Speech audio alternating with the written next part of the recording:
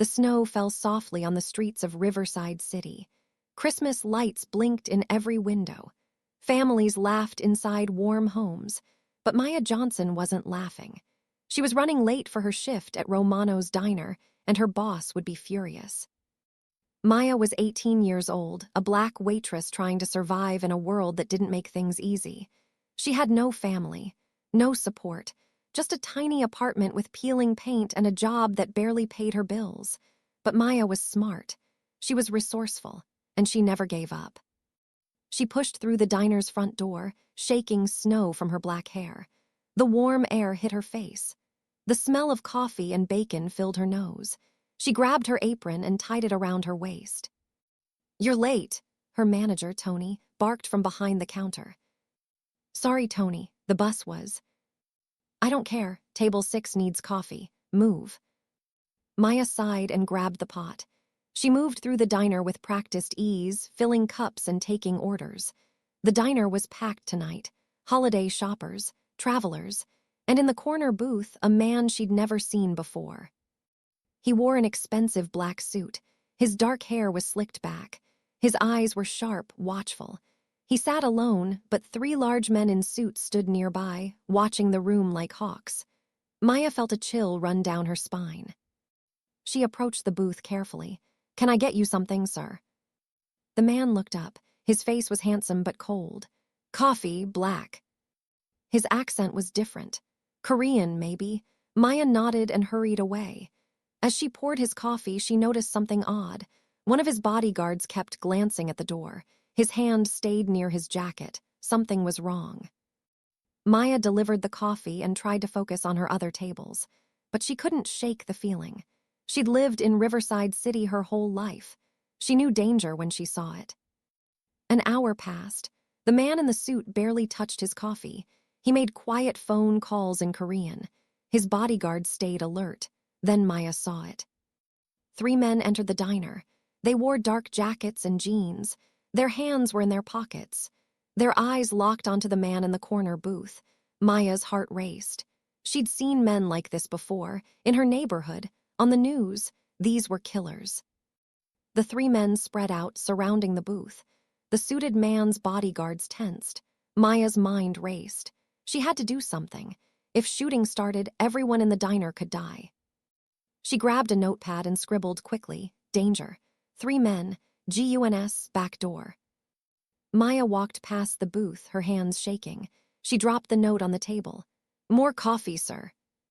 The man's eyes flicked to the note. He read it in 1 second. His expression didn't change, but he gave her the smallest nod. "Thank you." His bodyguards moved. One whispered into his phone.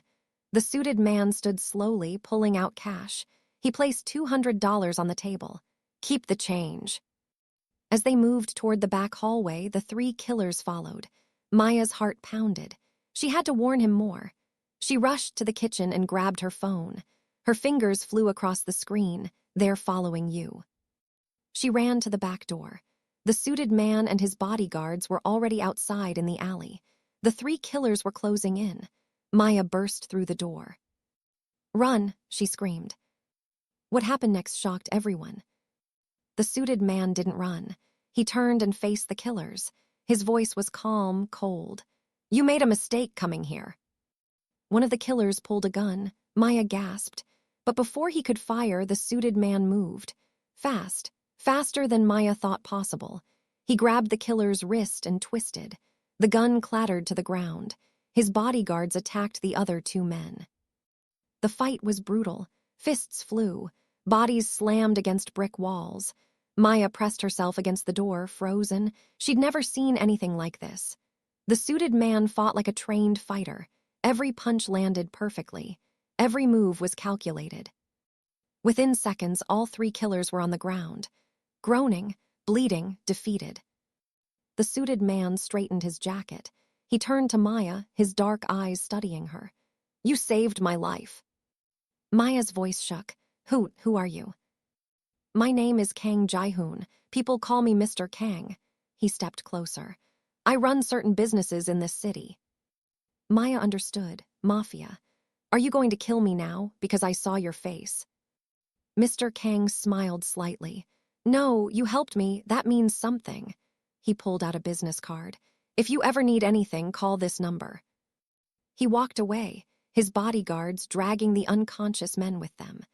Maya stood alone in the snowy alley, holding a business card with a single phone number. What he did next changed everything. 2 weeks passed. Maya tried to forget that night, but the city wouldn't let her. Rumors spread. Someone had tried to kill Mr. Kang, the Korean Mafia boss who controlled half of Riverside City, and he'd survived. Maya kept her head down. She worked her shifts. She went home. She tried to stay invisible, but someone was watching her. She noticed him on Monday, a man in a gray hoodie standing across the street from the diner. He was there on Tuesday, Wednesday, Thursday, always watching, always starring. Maya felt sick, a stalker. She tried telling Tony, but he waved her off. You're being paranoid, focus on work. But Maya wasn't paranoid. On Friday night, the man followed her home. She walked faster. Her apartment was 6 blocks away. The streets were empty, cold. The man's footsteps echoed behind her. Maya turned a corner and ran. Her breath came in gasps. She reached her building and fumbled with her keys. The man was closer now, too close. Hey, he shouted, stop. Maya's hands shook. The key wouldn't turn. The man grabbed her shoulder. She screamed and spun around, swinging her bag. It hit his face. He stumbled back, cursing. Maya finally got inside and slammed the door. She locked it and pressed her back against the wall. Her whole body trembled. She pulled out her phone and dialed 911. 911, what's your emergency? Someone's following me. He tried to grab me. What's your location? Maya gave her address, but as she looked out the window, she saw the man standing on the sidewalk. He smiled at her. Then he held up his phone. Her phone buzzed. A text from an unknown number. I know where you live. Maya dropped the phone. She was shaking so hard she could barely stand. The police would take too long. She needed help now. She picked up her phone again and found the business card she'd kept in her wallet. She texted the number. Help. Stalker outside MY apartment. The response came in seconds. Address. Maya typed her address with trembling fingers. Stay inside. I'm on MY way. What the Mafia boss did next shocked everyone. 15 minutes later, 3 black SUVs pulled up outside Maya's building. Mr. Kang stepped out, followed by 6 bodyguards. Maya watched from her window, her heart pounding. Mr. Kang walked straight to the stalker. Even from her window, Maya could see the fear on the man's face. He tried to run. The bodyguards caught him in seconds. Mr. Kang spoke to him. Maya couldn't hear the words, but the stalker's face went white. He nodded frantically. Then Mr. Kang's men dragged him into one of the SUVs. Mr. Kang looked up at Maya's window. He pulled out his phone. Maya's phone buzzed. Come down. Maya grabbed her jacket and hurried downstairs. Mr. Kang stood on the sidewalk, hands in his pockets. Up close, he looked tired, stressed, but his eyes were kind. You're safe now, he said. He won't bother you again. What did you do to him? Maya asked. I convinced him to leave the city, permanently. Mr. Kang's expression darkened. But we have a bigger problem. That man wasn't just a stalker. He was sent by my enemies. They're using you to get to me. Maya's blood ran cold. Why me? Because you helped me, because they know I owe you a debt. Mr. Kang stepped closer. I can protect you, but you need to trust me. What are you saying? Come work for me, not as a waitress, as someone I can trust, someone who's proven they're smart and brave. Maya stared at him. This was insane. Work for the Mafia. But what choice did she have? His enemies knew where she lived. They'd keep coming. Okay, she whispered. I'll do it. Mr. Kang smiled. Good, pack a bag. You're staying at one of my safe houses tonight. The safe house was a penthouse downtown. Floor-to-ceiling windows overlooked the city. Expensive furniture. A kitchen bigger than Maya's entire apartment. She felt like she'd stepped into a dream. Mr. Kang's assistant, a woman named Sun-hee, showed Maya to a guest room. You'll be safe here. Mr. Kang takes care of his people. That night, Maya couldn't sleep. She kept thinking about her old life, the diner, her tiny apartment. Was she making a huge mistake? At midnight, she heard voices. She crept to her door and listened.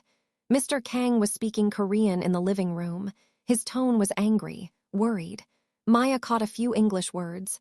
Betrayal, shipment, December 23rd. Something big was happening, and it sounded dangerous.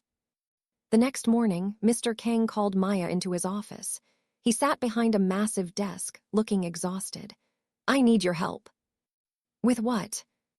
My organization is being targeted. Someone on the inside is betraying me, selling information to my enemies. He rubbed his face. I need someone I can trust, someone they won't suspect. Maya sat down. What do you want me to do? Be my eyes and ears, go to places I can't, listen to conversations, report back to me. He met her gaze. I'm asking you to spy for me. Maya's mind raced. This was serious, dangerous. But Mr. Kang had saved her life. And for the first time in years, she felt like she belonged somewhere. I'll do it, she said. What she found next shocked everyone. Over the next week, Maya attended meetings disguised as Mr. Kang's assistant. She listened. She watched. She noticed things others missed. One of Mr. Kang's top men, a guy named Marcus, made too many phone calls. He stepped out during important discussions. He asked strange questions about schedules and shipments. Maya told Mr. Kang, I think Marcus is your traitor. Mr. Kang's jaw tightened. Marcus has been with me for 5 years. Are you sure? I'm not certain, but something feels wrong. Mr. Kang made a decision. We'll test him. There's a shipment coming in on December 23rd. I'll give Marcus false information. If my enemies show up, we'll know. December 23rd arrived.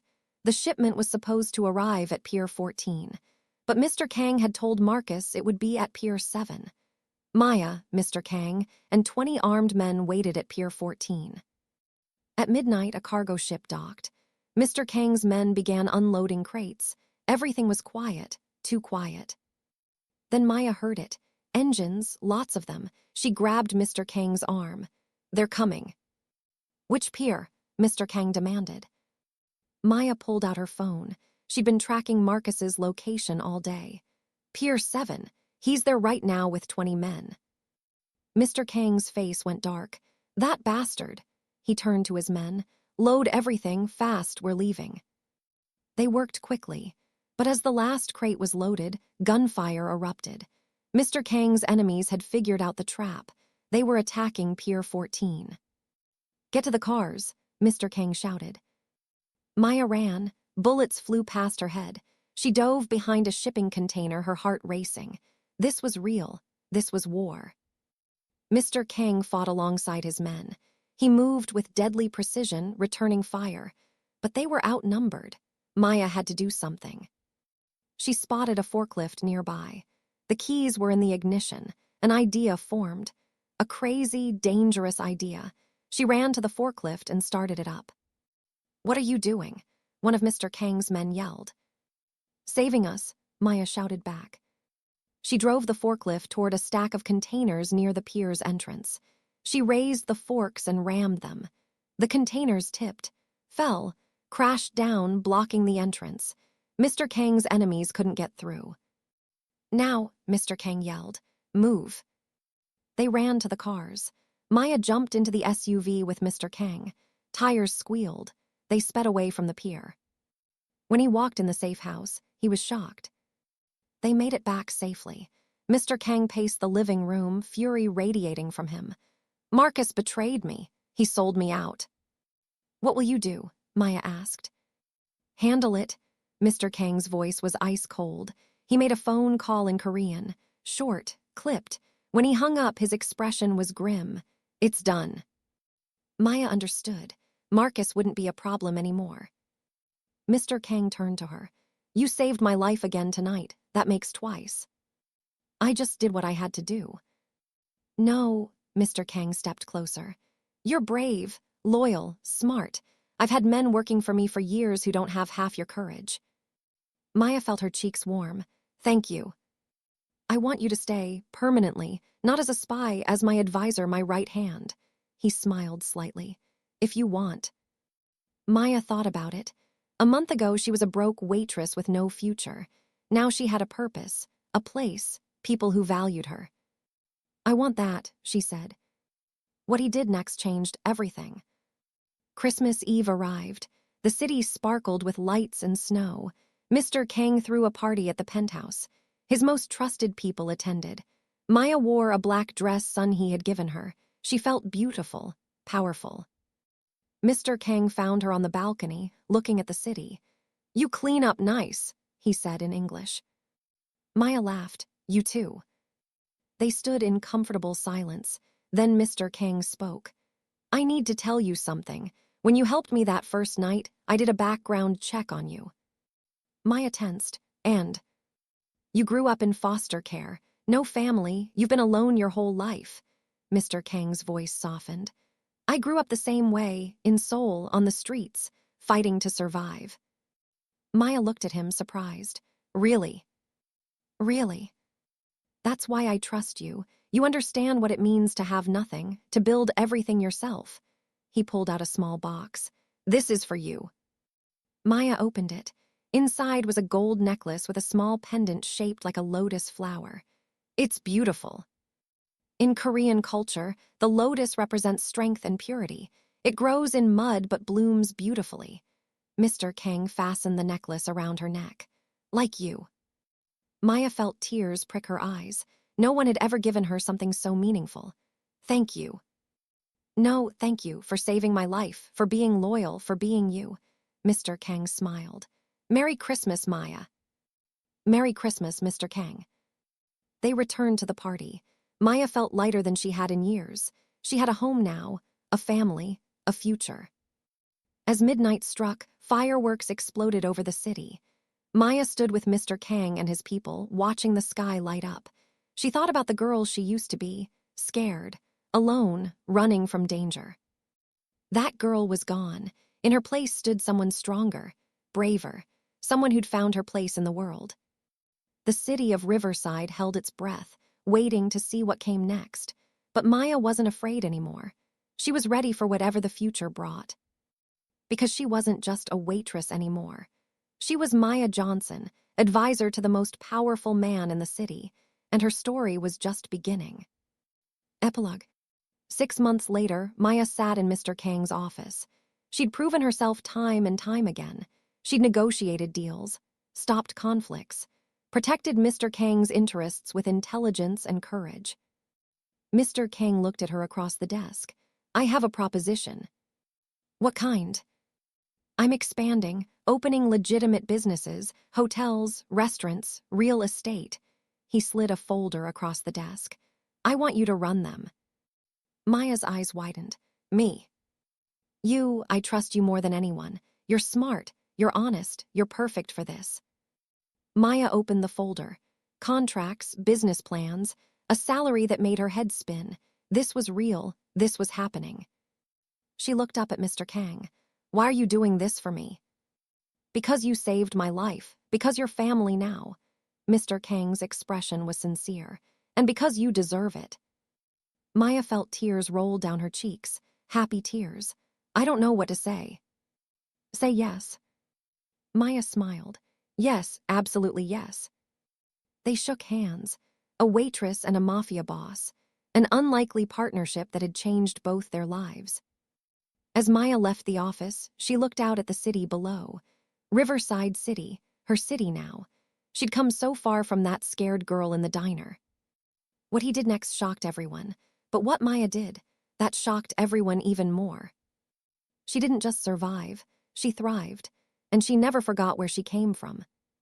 The end of one chapter, the beginning of a legacy.